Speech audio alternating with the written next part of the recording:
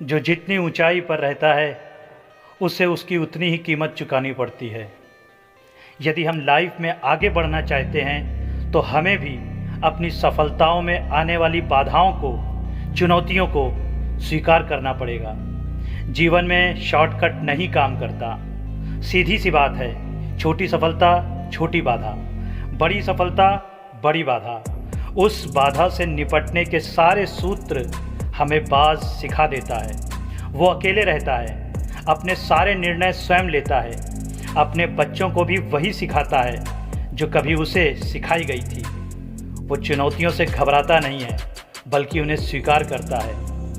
आप जानते हैं, जब बारिश के आने पर सभी जानवर, यहाँ तक कि जंगल का राजा शेर भी किसी वृक्ष के नीचे हो लेता है, बाज उन बादलों के ऊपर निकल जाता है और वहाँ से बारिश का आनंद लेता है, वो भी बिना भीगे, जैसे कह रहा हो बादलों से कि जितना चाहे बरस लो पर मुझे भिगाने के लिए तरसते रहोगे।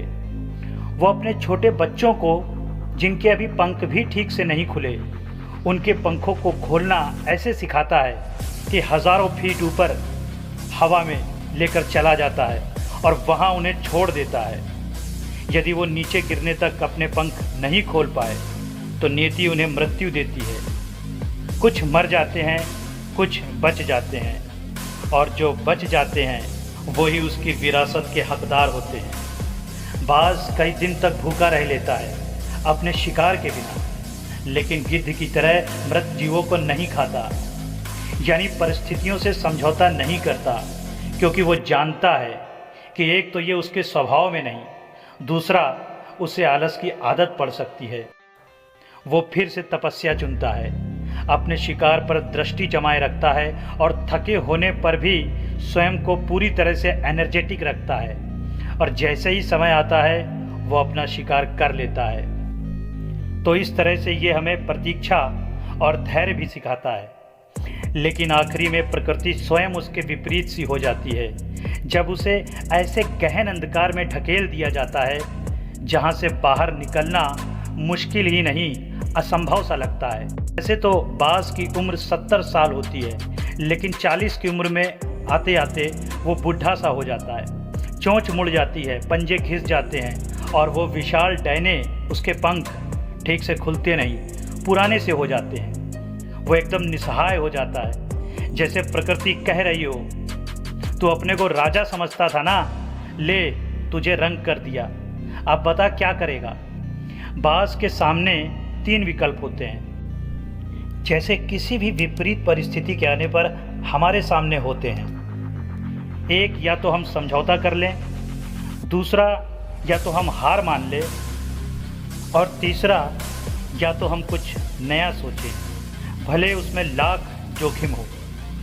बाज के सामने ये जो 3 विकल्प होते हैं कि एक तो वो प्रकृति के सामने हार मान ले, अपनी मृत्यु को स्वीकार कर ले, दूसरा वो गिद्ध की तरह मृत जीवों पर ही आश्रित हो जाए, या फिर कुछ नया सोचे परिस्थिति के अनुसार, भले उसमें बहुत जोखिम हो।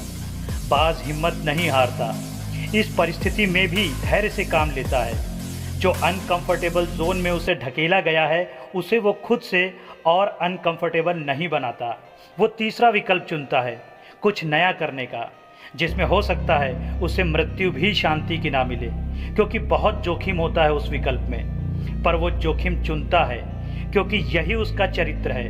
वो अपने एरिया की सबसे ऊंची चोटी पर प्रवास को चला जाता है 3 महीने के लिए गहन तपस्या में, जहां उसे अपनी चोंच को, अपने पैरों के नाखूनों को पत्थर पर मार मार कर तोड़ना है, जहां उसे अपने पंखों को नोच नोच कर फेंक देना है, लहूलुहान अवस्था में, मृत्यु से भी बदतर स्थिति में रहना है और इंतज़ार करना है प्रकृति के दिए हुए इम्तिहान के परिणाम का।